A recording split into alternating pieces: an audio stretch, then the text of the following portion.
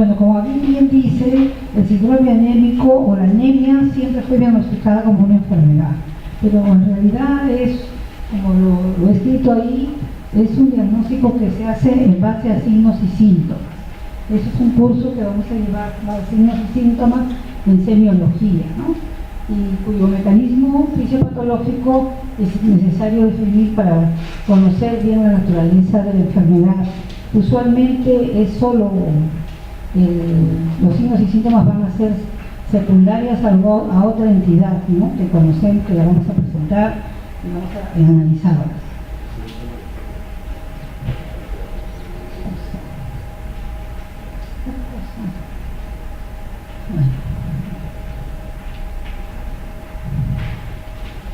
Habíamos dicho que es tan importante que aunque sea leve, siempre obedece a alguna otra etiología. No es que ya tiene anemia y como anemia la trato. Como yo les digo a mis pacientes, yo les trato la anemia, o sea, les trato el signo, el síntoma, pero tengo que buscar la enfermedad de fondo, porque vamos a observar que esta anemia obedece a diferentes causas, ¿no?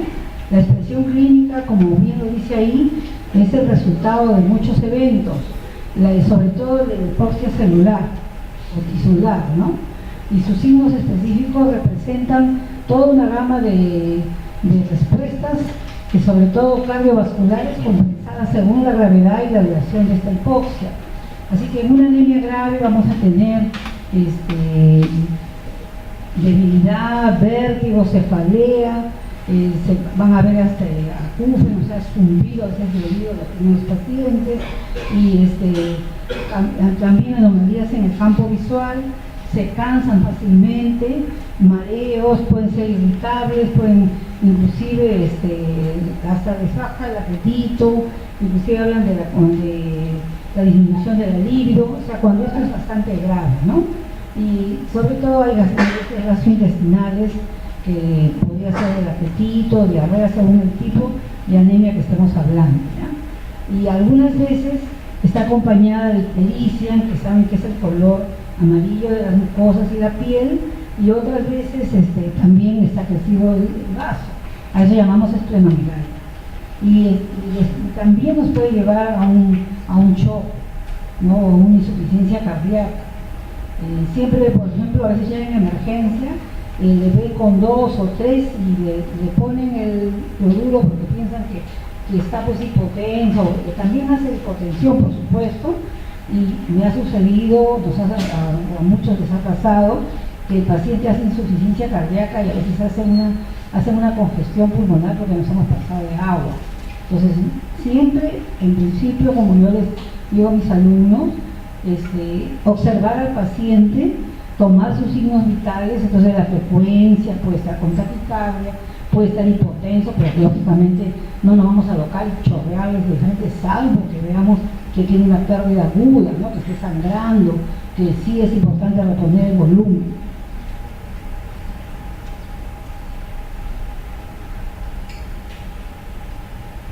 Bueno, entonces como estábamos diciendo, esto obedece al resultado de 3 mecanismos básicos. Una puede ser la pérdida de sangre, ¿no? Que puede ser aguda o crónica. Hay disminución de la producción cuando estamos hablando de una clásica o de otras causas de falta de producción, y un aumento de la destrucción de hematíes, que es la hemólisis, ¿no? Entonces, la pérdida de sangre se debe considerar, como les he dicho, en primer lugar, ya sea aguda o sea crónica, y eso no descartaría los otros mecanismos, ¿no?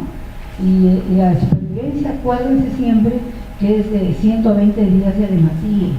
Entonces, ese es el tiempo de vida media de un hematíe, y los síntomas o signos los vamos a observar después de ese tiempo y va a ser progresivo, ¿no? Entonces, y eso también se va renovando cada tiempo, cada 120 días. Y cuando hay falta de producción, más o menos dice que es un 10% semanal del valor control. Los defectos de producción aumentan reticulocitos, ¿no? Pero de forma relativa o absoluta también, ¿no? y los valores de matriz disminuyen a una velocidad del 10%, como hemos dicho, por decir 500.000 por una semana, ¿no?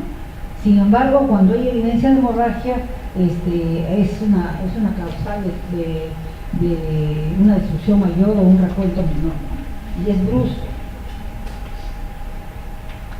En las anemias debidas al defecto de producción se examinan cambios estructurales, ¿no? Cambios celulares. Así decimos que los hematíes pueden ser microcíticos e hipocrómicos. Micro significa que son pequeños, hipocrómicos significa que están pálidos. Ese defecto de producción se debe usualmente al trastorno de la síntesis del hemo o de la globina, en el caso del déficit de hierro o de talasemia, ¿no? Y defectos y bien puede ser también en enfermedades crónicas, como le había dicho, cardias crónicas, ¿no? Por el contrario, las anemias normocíclicas normocrónicas sugieren que es un mecanismo hipoproliferativo o hipoplásico. Los de gran tamaño o macrocitosis sugieren que hay un defecto en el ADN y usualmente se debe a una deficiencia de B12 o de folatos. Bueno, es poco frecuente los folatos porque el que menos come verduras verdes, pero de repente hay niños que no gustan de comer espinacas o lechugas o cualquier verde podría presentar. Pero es la deficiencia de B12 que actualmente se está estudiando bastante y se observa sobre todo en pacientes con enfermedades crónicas, por ejemplo como la diabetes, los pacientes que usan anticonvulsivantes, e inclusive diría yo hasta los que usan mucho los bloqueadores de la acidez. Todo ello hace que la B12 se absorba muy mal y entonces poco a poco se va depletando y tenemos que dar ese suplemento porque no va a corregir. Y el primer signo o síntoma laboratorial es que nos van a informar de macrocitosis.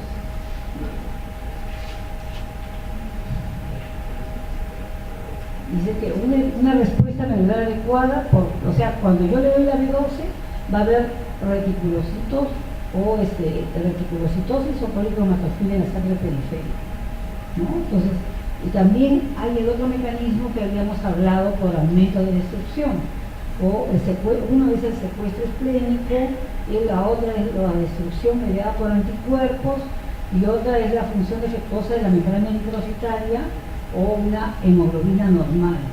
Entonces ahí están los tipos de hemólisis, ¿no? Que hace que esto hace el diagnóstico entre todas las hemólisis, ¿no? Anemias hemolíticas, lo conocemos.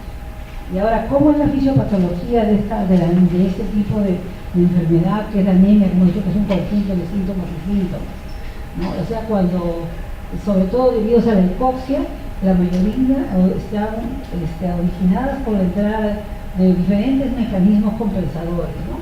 El principal efecto compensador es la mayor capacidad de la hemoglobina para ceder su oxígeno a los tejidos. Por eso es que a veces se deriva hacia la derecha la curva de expresión de hemoglobina. Esta disminución de la afinidad de la hemoglobina por el oxígeno se debe en primer lugar a producirse la hipoxia, como hemos dicho, y se concentra en el metabolismo anaerobio del ácido láctico.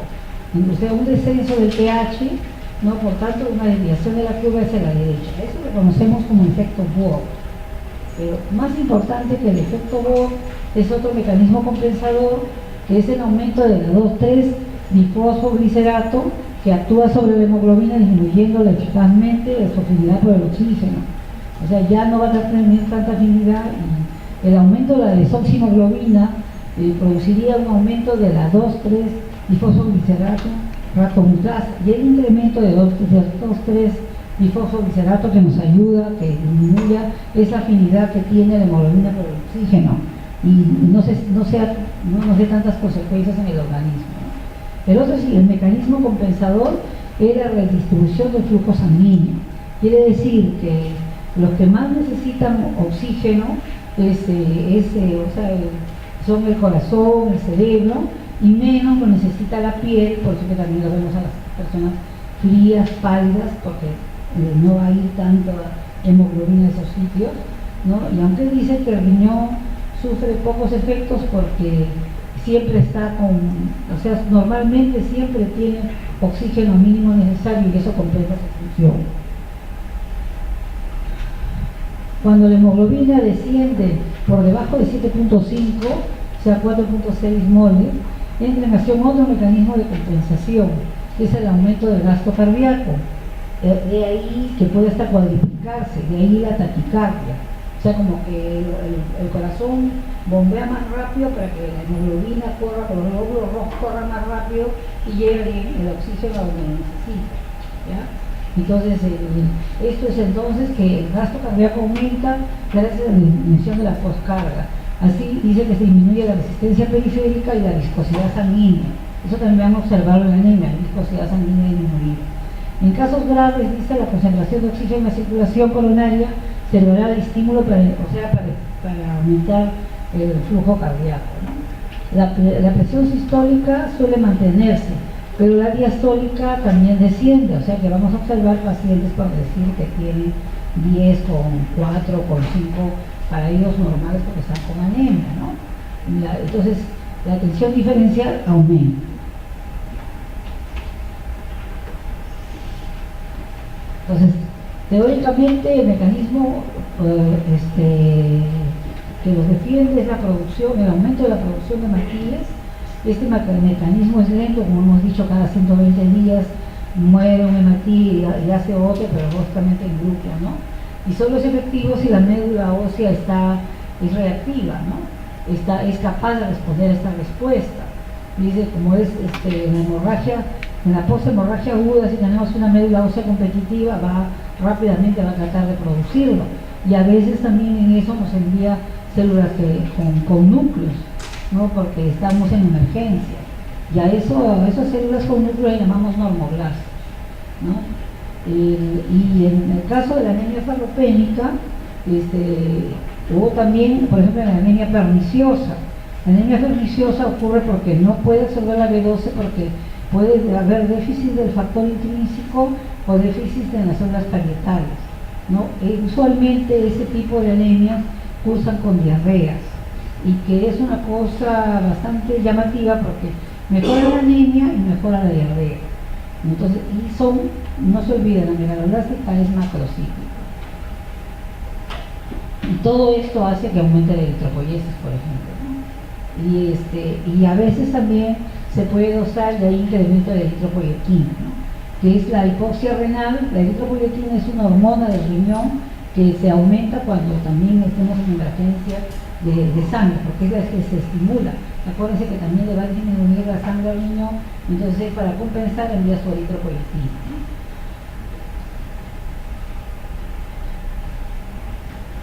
Dice, el papel compensador del aparato respiratorio es casi nulo, o sea, bueno, sí también hay hiperventilación, ¿no? Y normalmente es euneico, o sea, no se aumenta o sea, no llama tanto la atención, porque el paciente cuando es crónico no se observa mucha variación en la respiración. Si es agudo tal vez, ¿no? La disnea y la taquidia, el esfuerzo que presentan los enfermos, se deben a una respuesta inapropiada del centro respiratorio, a la hipoxia o una congestión pulmonar asociada. Entonces, los datos de laboratorio, las pruebas de laboratorio que cuantifican el grado de anemia proporcionan datos que contribuyen a diagnosticar su causa. Eso es lo lógico, ¿no? Un hemograma completo es lo que necesitamos, o sea, en el hemograma nos dan recuento de hematíes, reticulocitos, y observamos, dice que los valores normales del recuento leucocitario, o sea, cuando tenemos anemia, oscilan entre 4.300 y 10.800. Para lo práctico es 4.000 y 10.000, ¿no? Y la fórmula de leucocitario, los neutrófilos fermentados están en una variación de 34 a 75%, callados le dicen a los abastonados, y 8%, pero es relativamente, es cuando hay una infección aguda. Los linfocitos de 12 a 50%, los monocitos de 13 a 15%, los eosinófilos 5% y los basófilos 3%. Aunque usualmente es 1%. Entonces el recuento de hematíes en el nivel de hemoglobina es de 16 más o menos 2 gramos de dilución. Acá he puesto mujeres, pero realmente yo creo que es en varones, porque mujeres varones son los que tienen la hemoglobina más alta. ¿Ya? No, creo que he hecho mal visto. Dice que el hematocrito, el volumen de Matías concentrado es de 47 más menos 5 en varones y 42 más menos 5 en mujeres. Si lo dividimos entre 3 más menos 5, sí sale, no la cantidad. Y los criterios diagnósticos de anemias en varones son un recuento de Matías de 4.5 millones, ¿ya? En una hemoglobina menor de 14, un hematocrito de 42. Y en las mujeres es de 4 millones y la hemoglobina, como ahí lo dice, 12, pero nosotros sacamos 12.5 que es anemia, ¿no? Acá internacionalmente dicen 12, ¿no? O un hematocrito de 37.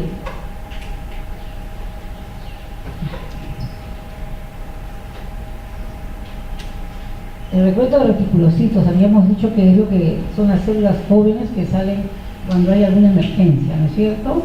Dice que es normal de 40.000 a 50.000 y representa del 0.5 al 1.5 del recuento total de Matías. Estas células pueden diversificarse como policromatófilas, o sea, se pueden ver más oscuras o de un color diferente al de Matías normal, ¿no? Cuando nosotros las vemos con una tinción de azul de metileno, van a ver, realmente se les ve una malla como reticulocitos. Esa es en la técnica de coloración. Los índices linfocitales, o sea, el tamaño de los glóbulos. El volumen corpuscular medio de la hemoglobina corpuscular media y la concentración de hemoglobina corpuscular media son los índices leucocitarios. Así, en la población de Matías microcíticas, el volumen corpuscular es menos de 80. Macrocíticas, el volumen corpuscular es mayor de 95. Y cuando hablamos de hipocromía, la hemoglobina corpuscular media es menos de 27 y menos de 30 también puede ser, ¿no? Y una concentración corpuscular media de 30. O sea, si yo pienso que es una anemia microcítica, debo tener entre menos, como hemos dicho, de 80 y menos de 27 y menos de 3, hipocrómica microcítica, ¿no es cierto? Y a esto se pueden, en una sangre periférica, ahora los hemogramas son automatizados y te dan toda esa gama de valores. Antes lo hacían separadamente. Entonces, viendo el volumen corpuscular, la concentración media, podemos diagnosticar si es una anemia microcítica o macrocítica. Microcítica tengo que pensar que es por pérdidas, o sea, falta de hierro, y macrocítica porque le está faltando la B12, o es una enfermedad crónica, o es un problema de tiroides, o bueno, o podría ser también una mielodisplasia, que es un término actual que se está usando para este tipo de deficiencias, ¿no?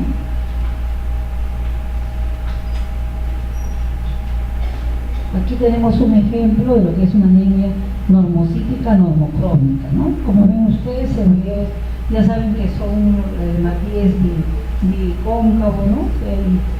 Se ve una esfera que el color es se logra ver, ¿no? Como al centro.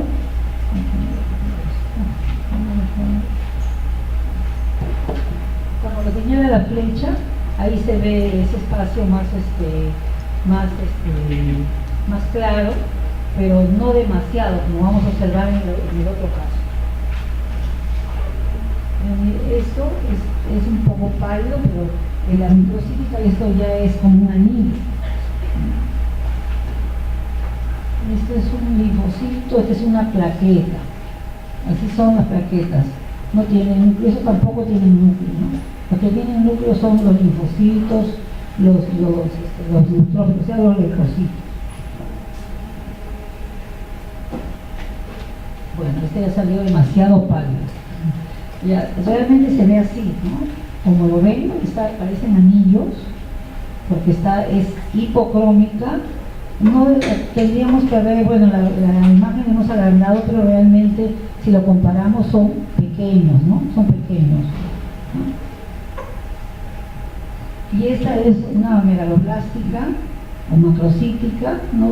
Son más, lo interesante hubiera sido de repente comparar, este es grande, ¿no? Este es un leucocito, vieron en la normocítica había un linfocito que no era tan grande, y la característica de una megaloblástica es que tiene polisegmentación. Si le contamos 1, 2, 3, 4, 5, 6, 7, 8, tiene lóbulos en neutrófilo. Eso es una característica muy importante que nos cataloga de megaloblástica, ¿no? Este es un linfocito.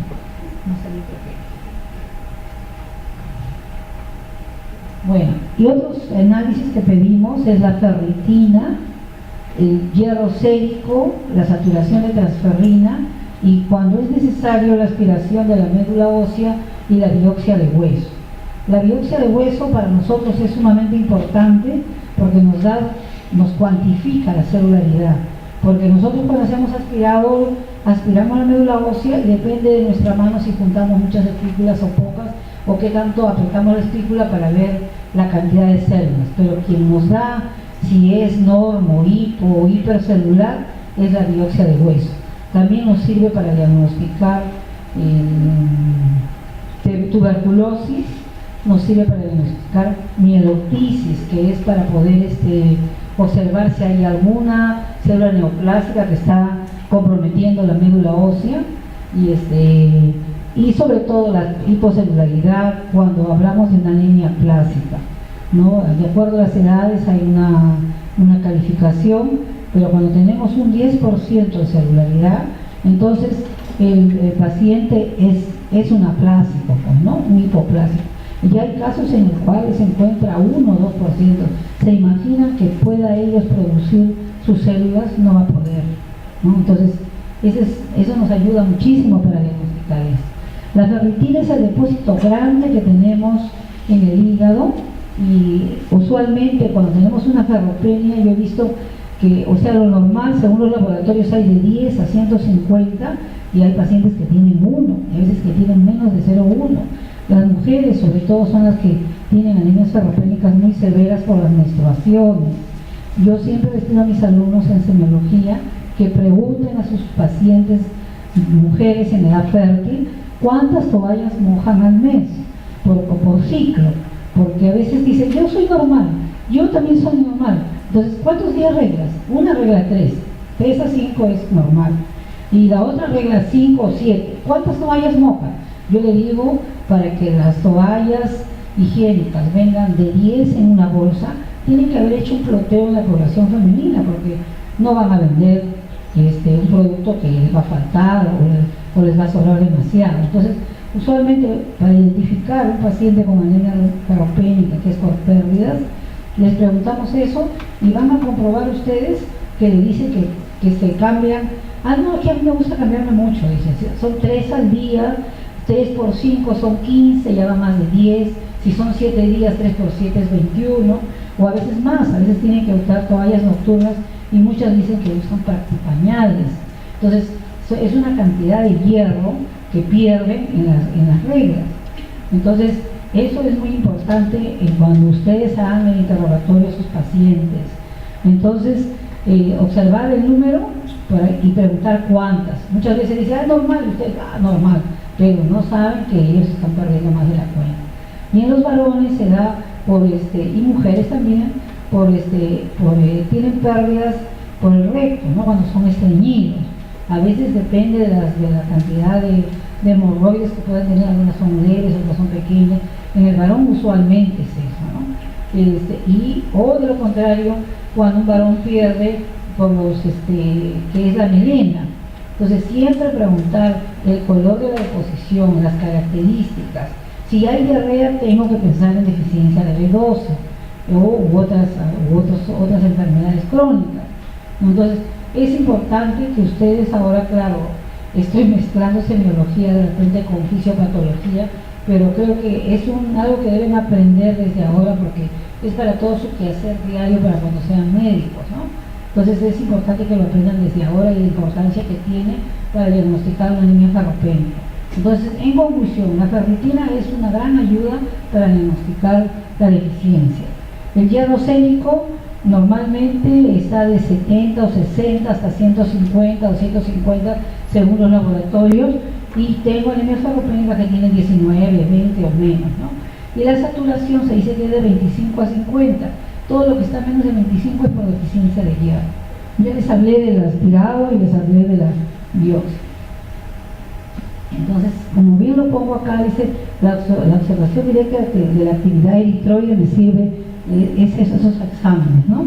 La maduración de los precursores eritrocitarios, la alteración de la maduración, que es una deseritropoiesis, la semicuantificación de la cantidad de células, la distribución y el patrón celular del contenido en hierro. Ya son útiles para todas las anemias o citopenias o leucocitosis inexplicable, trombocitosis también, y cuando se sospecha leucemia o mielosis. Dice, el cultivo simultáneo aspirado de médula ósea proporciona un método diagnóstico para pacientes con POC, que es fiebre de origen a determinar. A nosotros frecuentemente nos piden mielocultivo. Además puede llevarse a cabo análisis citogenéticos y moléculas de material aspirado en neoplasias hematopoyéticas en el caso de leucemias.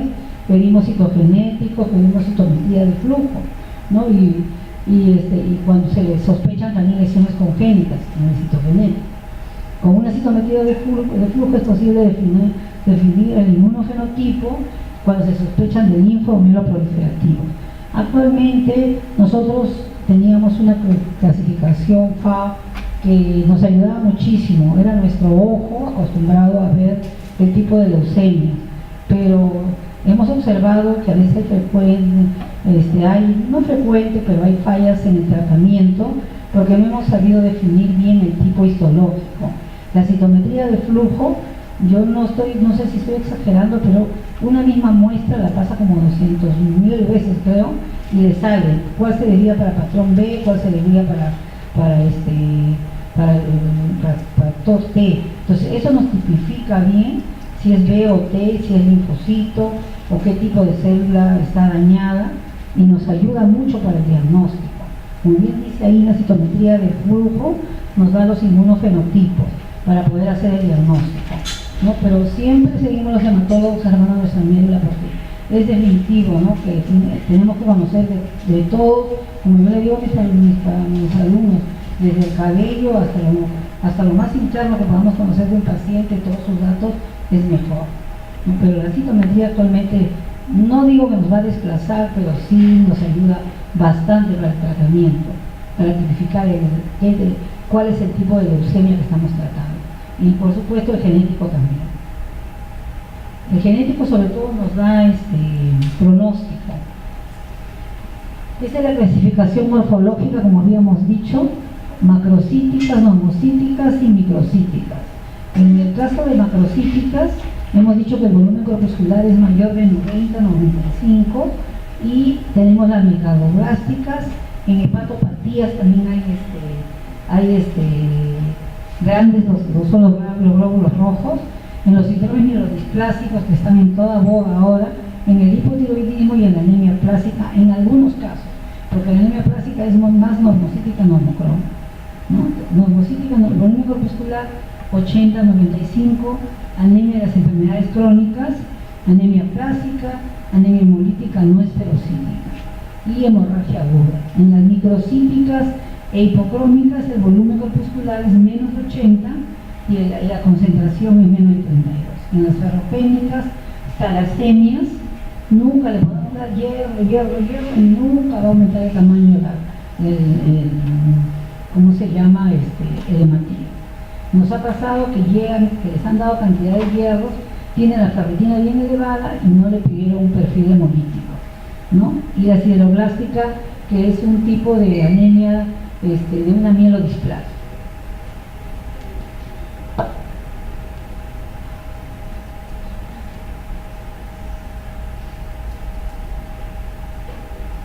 Bueno, esta es la clasificación de las anemias según la etiopatogenia. Se pueden conocer como anemias arrenogenerativas y regenerativas. Las regenerativas son las centrales. Entonces habla de las alteraciones de la célula madre, que es la progenitora de los hematíes, de los leucocitos y de los megancariocitos. Entonces tenemos aplasias medulares, tenemos eritroblastopenias, dismielopoiesis y síndrome mielodisplásico. En la invasión medular, las leucemias, los linfomas, las neoplasias, ¿no? y el déficit de trastornos metabólicos de factores eritropoyéticos como el hierro, la farmopenia, anemia farmopénica, el bloqueo macrofágico, enfermedades crónicas también, la vitamina B12, el ácido fólico. O sea, estamos hablando de anemias megaloblásticas. En hormonas, cuando hay déficit de eritropoyetinas, ¿quién lo tendría? Las insuficiencias renales crónicas, las hormonas tiroideas, o andrógenos o glucocorticoides, ¿no?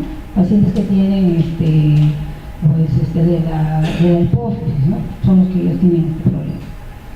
Las regenerativas o periféricas hay cuando hay pérdida sanguínea aguda y tenemos la anemia poshemorrágica aguda, o sea, su dosis está normal, se va a recuperar, pero lógicamente tenemos que aportarle algo de hierro también porque ha perdido, ¿no? Hemólisis, anemias hemolíticas tipo corpusculares generalmente congénita, como la membranopatía, que es la esfagocytosis hereditaria. No le he puesto la foto, pero son sumamente redonditas como pelotitas, no tiene ese bicóncavo, por eso cuando pasa por el vaso lo destruye. Y después tenemos también enzimopatías como déficit de glucosa 6-fosfato deshidrogenasa o déficit de PECAN, ¿no? Hemoglobinopatías también hay estructurales y talasémicas, ¿no? Y por ello, para ese diagnóstico necesitamos electroforesis de hemoglobina. Hay extracorpusculares generalmente adquiridas como el hiperesplenismo. Cuando tenemos hiperesplenismo, cuando tenemos cirrosis hepática, toda la circulación se va o al esófago, por la varices esofágica, o se va al vaso y tenemos vaso grande, y, o sea, como le decimos, esplenomegalia, y llamamos hiperesplenismo cuando captura hematíes y plaquetas. A veces causa de tener que retirar el vaso, cuando es demasiado agudo, ¿no? O muy intenso, muy fuerte, ¿no? Y después tenemos extracorpusculares adquiridas, ya hemos dicho hiperesplenismo, o inmunes, aloinmunes, autoinmunes a medicamentos también. En el caso del lupus, a veces hay anemias hemolíticas por anticuerpos fríos, anticuerpos calientes, ¿no? Hay medicamentos que también hay pacientes que hacen problemas con medicamentos, ¿no? Y causas mecánicas, también las válvulas protésicas también hacen, ¿cómo se le puede decir? También destruyen glóbulos rojos. Y agentes tóxicos, infecciones, venenos, químicos, ¿no? O sea, esas son las causas de la etiopatogenia tipo regenerativa o periféricas. Esas prácticamente son regeneradas, se pueden recuperar, ¿no? A ver, deseo algunas preguntas antes de pasar a otro tema. Dígame. Quisiera saber la diferencia entre una anemia perniciosa y megaloblástica. Ya. La llamamos anemia megaloblástica porque tiene deficiencia de B12. Ya hasta ahí está clasificada. Ahora, puede ser que sea una cosa circunstancial porque a veces hay personas que no les gusta comer hígado. El hígado es una gran fuente de vitamina B12. Entonces le damos a veces la B12 y se mejora. Pero hay dos factores en el intestino, el factor intrínseco y las células parietales por donde debe absorberse la B12. Entonces a veces el organismo forma anticuerpos y al formar anticuerpos tenemos anticuerpos antifactor intrínseco o anticuerpos anticélulas parietales. En esos casos nunca va a absorber la B12, así coma o tome, porque tampoco tendría sentido dárselo por boca, porque no lo va a absorber. A esa llamamos anemias perniciosas. ¿Y qué significa? Que de por vida tenemos que inyectarle o intramuscular o endovenosas diluidas las B12. Aunque hay trabajos, la otra vez nos hicieron un simposio sobre una B12 bioral, dice que sí la absorbe. No sé qué mecanismo estarán usando o algún derivado para que sea absorbido. ¿Ya? Pues, ¿alguna otra pregunta? ¿Cuál es el número de toallas higiénicas que una mujer debe? Normalmente son 10, pues un paquete no debe pasar de un ciclo. Normalmente es 10. Hasta 10 o menos, ¿no? ¿Tienes hermanas? Ese es el teléfono. A tus primas, a ver, pregúntales, claro que los parecerán discretos, pero van a ser médico, ¿no? Usualmente no, las normales no pasan de 10. Usualmente les queda 2 o 3, porque son 3 días cada uno, ¿no? Y ahora, por ejemplo, las chicas a veces están cansadas, con sueño, no tienen ganas de hacer cosas y no se miden la hemoglobina. Aparte, parece mentira, pero en qué será por los últimos 30 o 40 años se ha promovido el consumo de pollo y el pollo no tiene hierro en su carne. La carne roja es la que tiene hierro. Entonces, carne roja, sangrecita, corazón, hígado. Y no le enseñan a comer desde niños, porque la carne roja tiene las fibras gruesas, se mete entre los dientes, a los niños les fastidia y no quieren masticar. Pues es también costumbres alimentarias, ¿no? Eso tenemos que promover en nuestros pacientes. Por lo menos son 3 veces por semana que deben comer carne roja. Porque el costo es muy semejante, porque el pollo viene con tanto hueso, grasa, que botas más y no se aprovecha. Tengo una última pregunta. Bueno, no sé si era verdad, tenía entendido que un recién nacido tenía su hemoglobina era tipo, no era la normal, y el cual no tenía mucha afinidad, 2,3 tipo triglicéridos. Quisiera saber que eso es verdad. Bueno, la hemoglobina, no hemos conversado de eso, pero hay un 95% que es la hemoglobina normal, y cuando hay persistencia de la hemoglobina fetal es una hemoglobinopatía. Entonces esos son los que hacen los trastornos, hacen anemia, y son pues a veces trastornos hereditarios o constitucionales, ¿no? Ante eso no podemos hacer mayor cosa, solo le aportamos lo que es necesario. Pero un recién nacido siempre nace con la hemoglobina alta y la normal. Ya nace con su hemoglobina A y su hemoglobina fetal, pero la A es 95% y la fetal es un 2%. Entonces, a veces ocurre que los niños recién nacidos, o sea, no a veces, normalmente los niños nacen con la hemoglobina de la mamá, con la sangre de la mamá, que como hemos dicho, demora 120 días en eliminarse, ¿no? Entonces yo recién les hago exámenes a los niñitos después de los 3 meses, que es su propia sangre que ellos van a producir, porque podría ser de la madre también, ¿no? Dígame. ¿Cuál es el tratamiento para anemia? Relacionada el lupus. Bueno, usualmente en lupus las anemias son hemolíticas. Entonces, así como el lupus usa corticoides para el tratamiento, también eso es lo que en realidad es la enfermedad de fondo.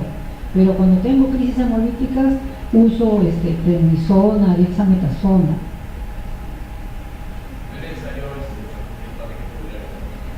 Cuando es anemia hemolítica es por anticuerpos. Entonces primero tienes que desensibilizar con el corticoide y después puedes transfundir. Ocurre frecuentemente en emergencia, lo van a ver ustedes. Todo paciente que llega con anemia, plum, le ponen la sangre, le bajan las plaquetas, le ponen las plaquetas y no averiguan si puede ser por anticuerpos. Acá de repente debería haber puesto, tal vez hay otra clasificación que son las primero, como dices ustedes, por pérdidas, pero si son por anticuerpos, a todos les pedimos CUMS. Si es CUMS positivo, definitivamente es una anemia autoinmune. Entonces, cuando ya no es autoinmune, son todas cualquiera de las demás. Entonces, a ellas puedo poner sangre.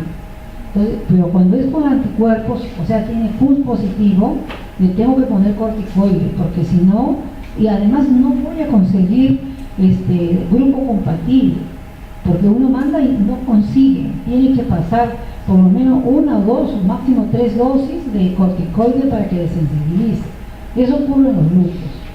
Ahora, usualmente también jovencitos comienzan con anemia hemolítica o plaquetopenia o PTI y a los años recién hace lupus.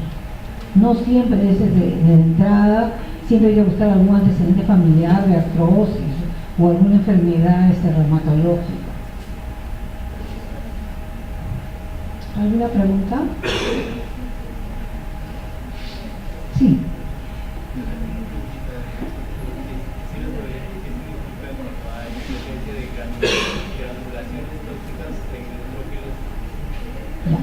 El neutrófilo es un leucocito de primera línea, o sea, son los que salen a pelear con los microbios.